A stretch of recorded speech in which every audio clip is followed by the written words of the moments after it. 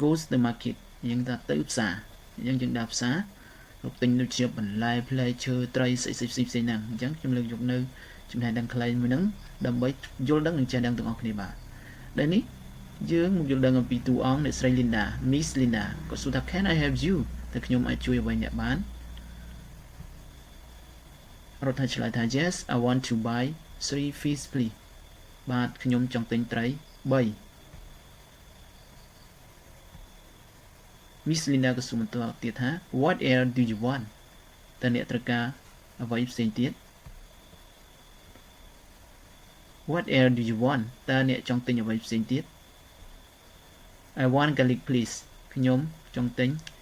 ខ្ទឹមស Miss Linda here you are គាត់ក៏ហុចឲ្យ here you are នេះណែគាត់ថាគាត់ឆ្លើយថា thank you អរគុណអ្នកច្រើន Miss Linda ក៏សួរបន្តទៀតថា anything else មានអ្វីផ្សេងទៀតទេគឺថាត្រូវការអ្វីផ្សេងទៀតទេ No thanks ទេអរគុណច្រើនបាទនេះគឺជាសន្ទនាខ្លីមួយឥឡូវយើងអានបន្តទៀតឲ្យថាយើងអានម្ដងទៀត Yes read again Can I help you តើខ្ញុំអាចជួយអ្វីអ្នកបានទេ